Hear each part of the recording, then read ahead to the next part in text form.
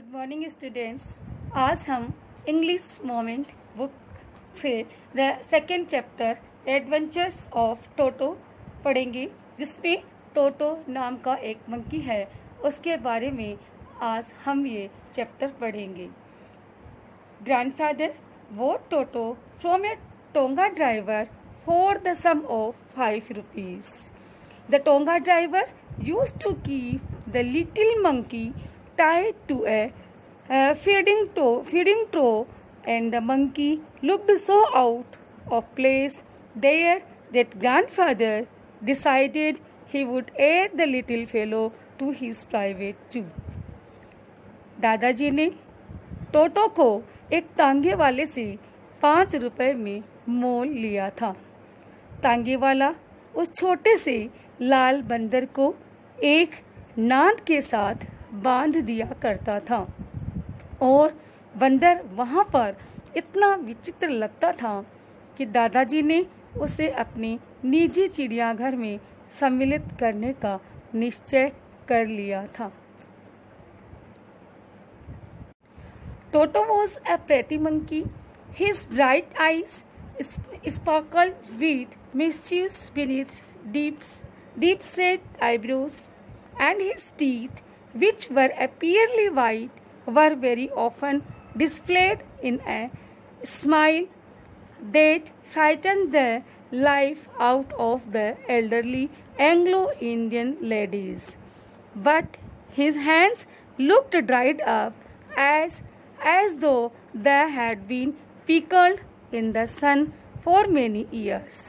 Yet his fingers were quick and wicked, and his tail were adding to his good looks.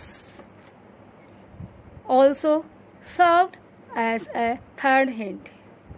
He could use it to hang from a branch, and it would capable of scooping up any delicacy that might be out of reach of his hands.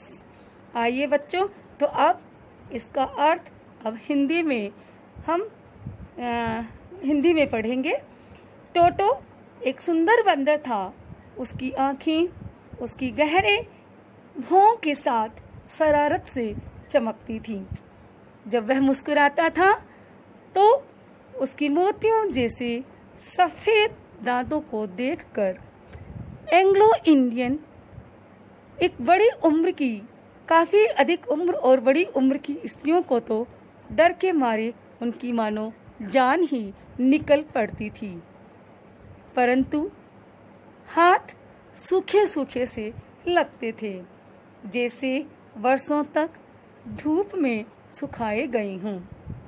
परंतु उसकी अंगुलियां फुर्तीली सी और बहुत अधिक शरारती थीं, और उसकी पूंछ, जो कि उसके सौंदर्य में 4 चांद लगाती थीं, उसके तीसरे हाथ का काम करती थीं। दादाजी के विचार में पूंछ से सभी के सौंदर्य में बढ़ोतरी होती है। जिस प्रकार की उस मंकी के पूंछ उसकी सौंदर्य में बढ़ोतरी को प्रदर्शित करती है। वह अपनी पूंछ के सहारे किसी भी पेड़ के टहनी से लटक सकता था, और जहां उसके हाथ नहीं पहुंच सकते थे, वहां से वह अपनी पूंछ से भोजन प्राप्त कर सकता था। Grandmother always fused when grandfather bought some new birds and animals. So it was decided that Toto's presence should be kept a secret from her until she was in a particularly good mood.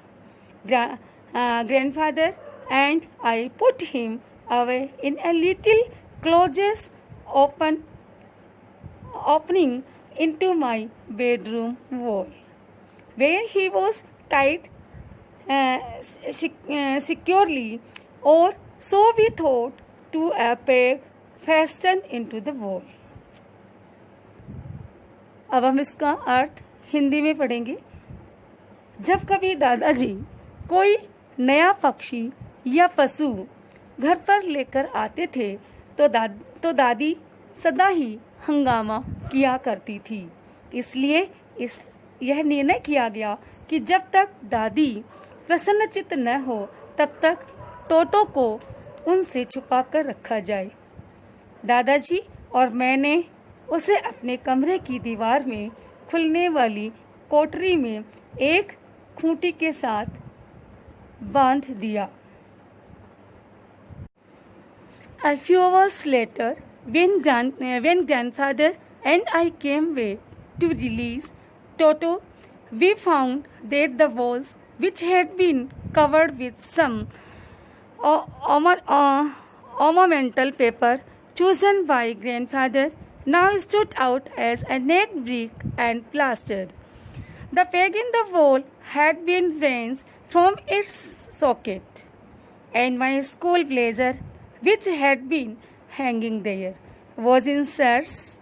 I wondered what grandfather would say, but grandfather didn't worry. He seemed pleased with Toto's performance. He is clever, said grandfather. Given me, I am sure he could have tied torn pieces of your blazer into a rope and made his escape from the window. आइए बच्चों, तो अब हम इस English को हिंदी में translate करके हिंदी में पढ़ते हैं इसका अर्थ।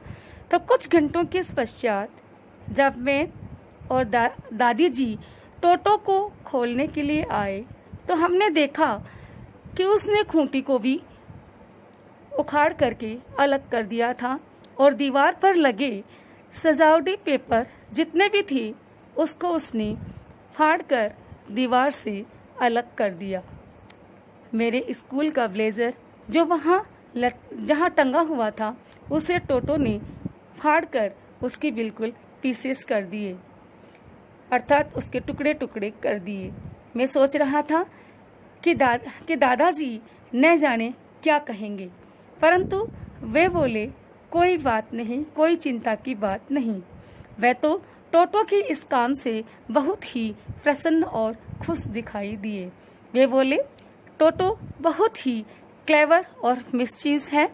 यदि उसे समय मिलता तो यह तुम्हारे ब्लेजर के टुकड़ों को बांधकर रस्सी बनाकर खिड़की के रास्ते निकल जाता। His presence in the house is still a secret. Toto was not transferred to a big case in the servants' quarters where a number of grandfather's pets lived very scabily together. A tortoise, a pair of rabbits, a tame squirrel, and for a while my pet goat. But the monkey wouldn't allow any of his companions to sleep at night. So grandfather, who had to leave Dehradun next day to collect his pension in Saharanpur, decided to take him along. तो बच्चों, इसका अर्थ अब हम जानेंगे हिंदी में। ध्यान से सुनेंगे आप सभी। घर में टोटो की उपस्थिति को अभी तक बहुत ही सीक्रेट और गुप्त रखा गया था। अब उसे नौकरों के कमरे में एक बड़े पिंजरे में रखा गया।